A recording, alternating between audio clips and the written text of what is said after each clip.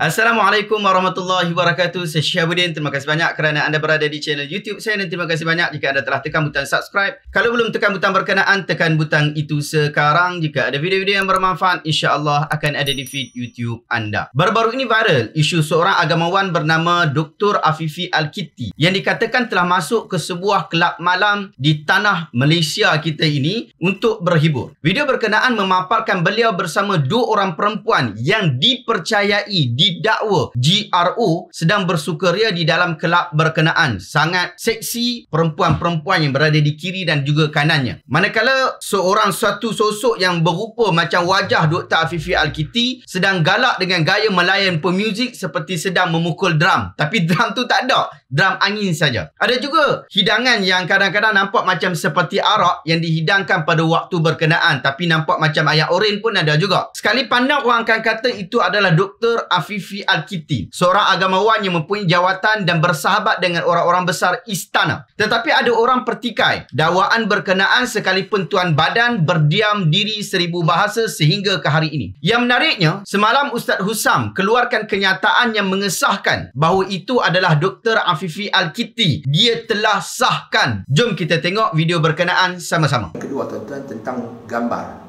Dr. Gambar warna masa video dia gambar oleh seorang pengulas politik negara. Video dia duduk dalam kelab malam, di tepi dia ada beberapa orang perempuan yang berpakaian seksi.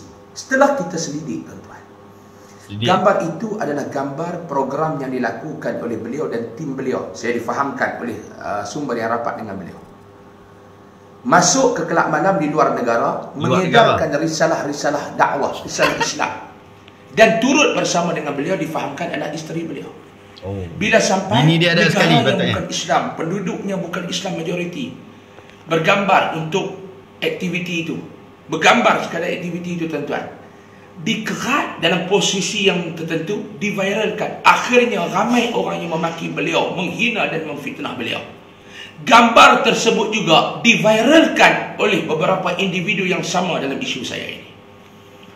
Tuan-tuan, saya minta kita keluar dari Ramadan ini tuan-tuan, kita lawan hawa nafsu, kita lawan godaan syaitan. Apakah kita keluar dari Ramadan, kita menjadikan fitnah dan godaan syaitan sebagai rakan rapat kita?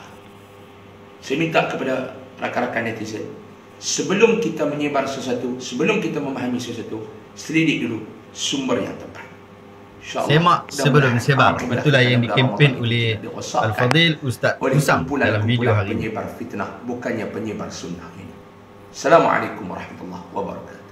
Sahabat-sahabat, kita dah tengok video berkenaan. Pertama, Ustaz Husam sebut bahawa isu ini adalah isu gambar. Sedangkan lah ni orang dah siap isu video dah. Tak ada kerja lagi orang nak main gambar-gambar. Dan dalam video berkenaan nampak begitu jelas dan begitu terang. Anda boleh dapatkan video dan tonton video berkenaan dengan sekadar search di Google. Ulama Malaysia drum angin di disko. Tapi pada video ini saya tidak sertakan video berkenaan. Saya tak sertakan video main drum itu. Video yang dikatakan Dr. Afifi Al-Kiti itu saya tak letakkan di dalam video ini. Cukup video Ustaz Husam saja kerana ia memaparkan seseorang yang berada di tempat maksiat dengan keadaan yang tidak senonoh. Ustaz Husam siap sebut bahawa Dr. Afifi masuk untuk sebarkan risalah-risalah Islam. Sedangkan yang dilihat macam tu, habislah nanti kalau geng-geng kita ni pergi tengok, budak-budak kita tengok, oh kita nak pergi berdakwah di disko, nak pergi berdakwah di kelab malam, kita pun pergi dengan diapit oleh NGO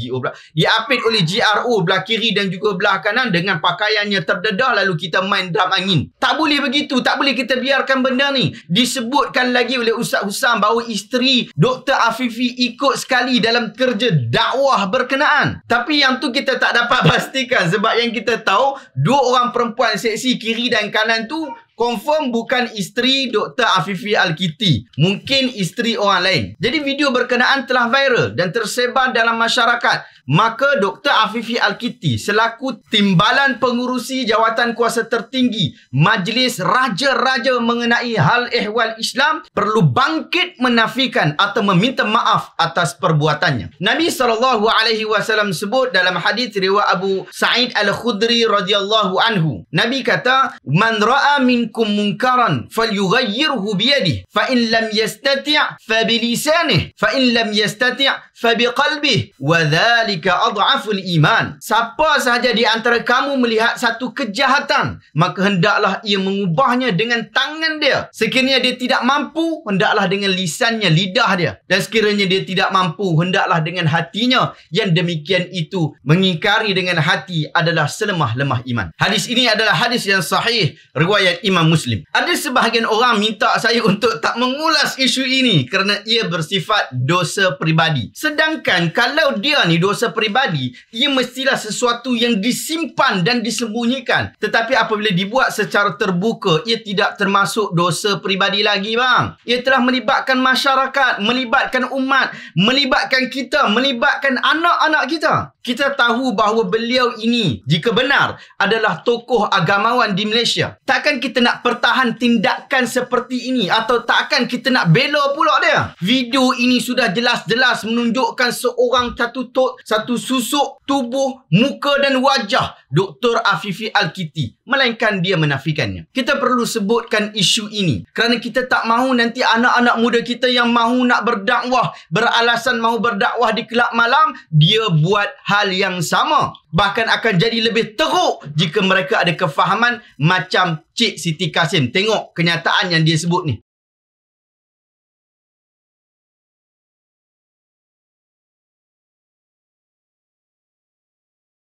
Kalau kita tengok sekadar kenyataan dia, nampaknya Cik Siti Kasim ini tak faham dengan sifat dosa yang diberikan pelbagai ancaman. Jom kita fahami dengan isu dosa peribadi. Dosa peribadi ialah dosa yang dibuat secara sembunyi-sembunyi dan tidak diketahui oleh orang lain.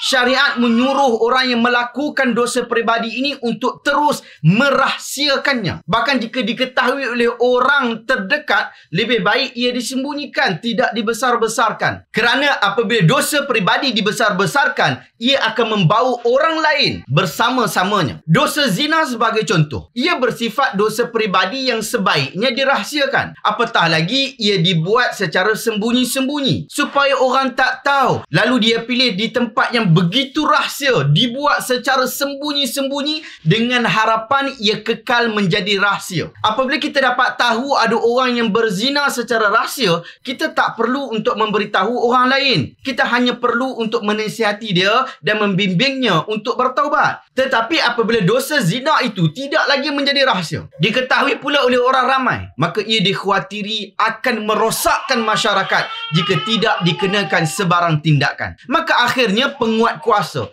yang menjadi wakil pemerintah hendaklah melaksanakan tindakan terhadap orang ini. Rasulullah SAW sebut, ijtanibu hadhil qadhurah allati nahallahu anha faman alamma falyastatir bisatrillah waliyatub ila Allah fa innahu man yubdi lana safhatahu nuqim alaihi kitab Allah azza wa jalla. Jauhilah perkara-perkara yang keji, maksiat yang telah dilarang oleh Allah. Sesiapa yang telah melakukannya, hendaklah dia menyembunyikannya dengan tutupan yang diberikan Allah dan bertaubat kepada Allah. Jika sesiapa menampakkan perkara keji yang dilakukannya kepada kami, kami akan menjatuhkan hukuman yang telah diperintahkan oleh Allah azza wa jalla. Hadis ini direkodkan oleh Imam Al-Hakim dalam kitab Al-Mustadrak dan dia kata hadis ini sahih, riwayat Bukhari, dan juga hadis ini adalah hadis yang sahih mengikut syarat Bukhari dan juga Muslim, tetapi tidak ada dalam kitab Sahih Bukhari dan juga Muslim. Hadis ini, kesahihan hadis ini dipersetujui oleh Imam Az-Zahabi rahimahullah. Perlakuan minum arak sebagai contoh kedua. Ia adalah dosa yang besar tetapi bersifat sangat peribadi. Pelakunya diminta untuk bertaubat dan meninggalkan perbuatan berkenaan, sama macam kes zina tadi. Tetapi apabila dia membeli arak itu secara terang-terangan, tak ada beli online ke, tak ada beli diam-diam ke, kemudian dia minum juga secara terang-terangan, maka ia bukan lagi isu peribadi. Ia menjadi isu masyarakat. Ia perlu ditegur dan telah wujud undang-undang syariah di dalam hal berkenaan. Sekalipun jika undang-undang syariah tidak dapat ditegakkan kerana kepelbagaian darurat yang wujud, teguran dan nasihat umum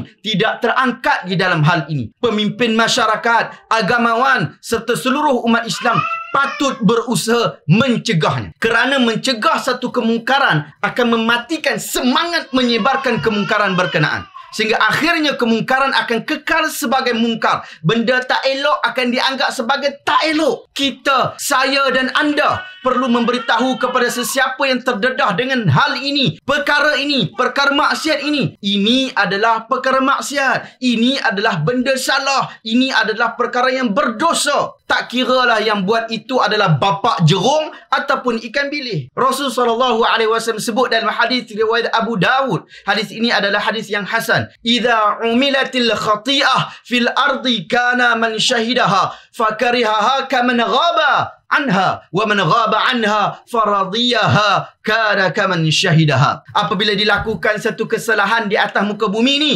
sesiapa yang menyaksikannya lalu membencinya adalah seperti orang yang tidak berhadapan langsung dengannya. Sesiapa yang tidak menyaksikannya, tidak berhadapan langsung dengan maksiat ni, tapi dia redha dengan maksiat itu, adalah seperti orang yang menyaksikan maksiat. Ibn Rajab Al-Hambali rahimahullah dalam kitab The Jami' Al-Ulum wal Hikam jilid yang kedua muka surat 245 mengulas hadis ini dengan katanya, sesiapa yang menyaksikan perbuatan mungkar lalu membencinya di dalam hatinya adalah dia seperti orang yang tidak menyaksikan hal berkenaan apabila dia tidak mampu mengingkarinya dengan lidah dan juga tangannya. Sesiapa yang tidak menyaksikannya lalu dia redha pula dengan kemungkaran itu merupakan antara seburuk-buruk perkara yang diharamkan, dan terluputlah dengan redha itu tindakan mengingkari kesalahan dengan hati, sedangkan ia merupakan kewajipan ke atas setiap Muslim yang tidak akan gugur daripada seorang pun dalam apa jua keadaan sekalipun. Ibn Rajab sebut lagi, dia kata hadis ini menunjukkan kewajipan mengingkari kemungkaran sesuai dengan kemampuan.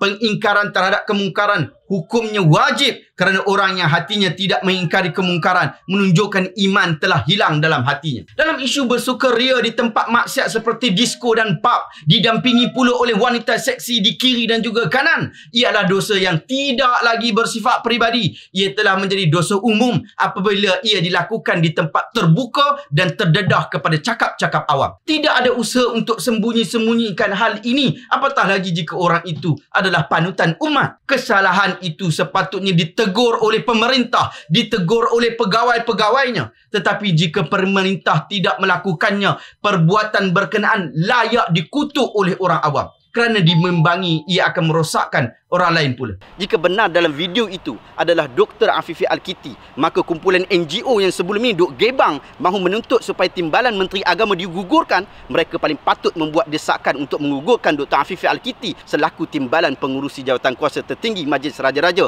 mengenai hal ehwal Islam. Patut mereka buat gesaan. Yang ni baru jelas. Yang tak jelas nak pergi buat apa? Bukan berdiam diri seribu bahasa, melainkan mereka mendapat makluman yang sahih, sabit bahawa itu bukan Dr. Afifi Al-Kiti, maka mereka sepatutnya bangun menafikan setelah Tuan Badan berdiam diri sehingga hari ini. Sahabat-sahabat, ini bukan sekadar isu seorang lelaki bernama Afifi Al-Kiti. Ini bukan sekadar isu timbalan pengurusi jawatan kuasa tertinggi Majlis Raja-Raja. Ini juga bukan sekadar isu seorang tokoh agama yang bermain drum angin. Tetapi ini adalah isu maksiat yang wajib kita menyebutkan tentang pertentangannya dengan agama kita.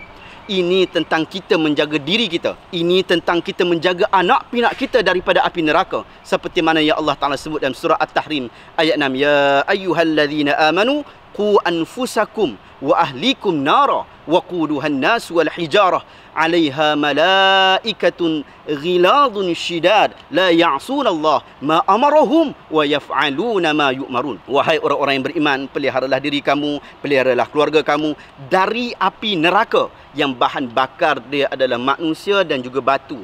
Penjaga api neraka ini adalah malaikat-malaikat yang kasar, keras, yang tidak derhaka kepada Allah terhadap apa yang Allah Ta'ala dah perintahkan kepada mereka. Mereka akan lakukan mengikut apa yang telah diperintahkan.